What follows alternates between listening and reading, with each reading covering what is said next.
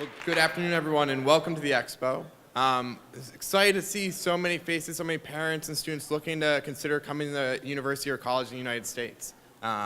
We recognize, and hopefully as you walk around today, you see all the different institutions that have come here that are incredibly interested in attracting you to their campuses and bringing you into their college communities. When you look at higher education in the United States, one of the great things about it is we form these communities, right? And in my university, there's 10,000 undergraduates. It's like a small city, and then that small city is run by the students who are 18 to 22 years old. But the thing that's different is that every year, 25% of them leave, right? They graduate, another 25% come in. And that creates new opportunities and new leadership positions. And so for us, as we look at an application process, we want to design something that's able to capture everything there is about you, not just your academically, but also who you are and how you contribute to others. When you look at American universities, one of the things that can be overwhelming is choice, right? There's 4,000 different institutions in the United States that you can pursue your university with.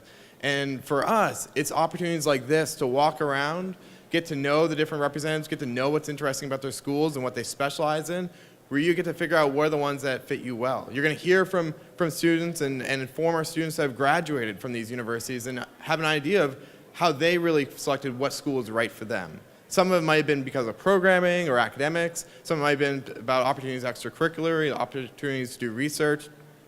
And you're going to use this opportunity today to get to understand how different universities differentiate themselves.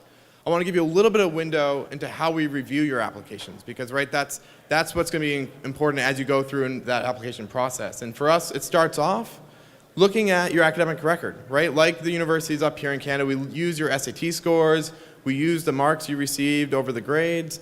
But one thing that's different is we're looking at the entire high school transcript. So we're looking at grade 9, grade 10, grade 11.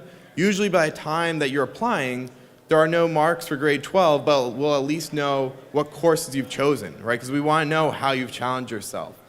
We want to know how your grades have changed over the 4 years. Are you getting stronger, or are you taking more challenging classes?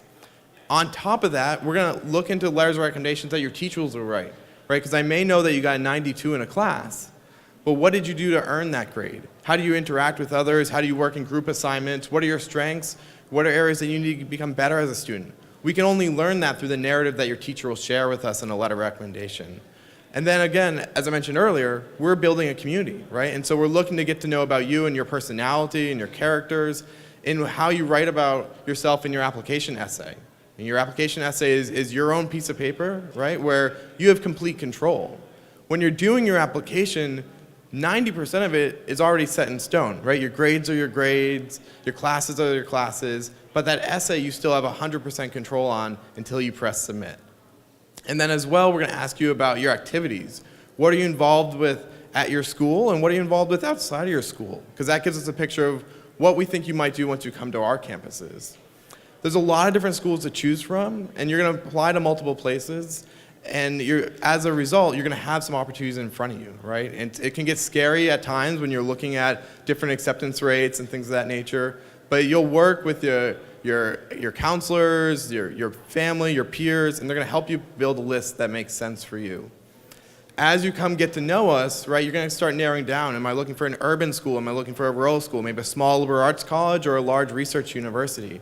And you'll start figuring out, where do I want to come visit, right? You're going to hear some of the other panelists talk about the school that fit them best.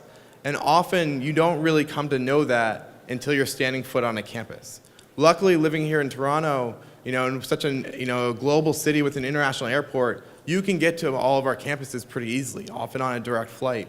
And that gives you the opportunity to really get on campus, get to know the students, get to know the professors, ask questions, understand the culture, and that'll help you better understand, am I ready to spend the next 4 years of my life here? So, thank you guys for coming. Use this time, get to know us, ask questions, and get to know different schools.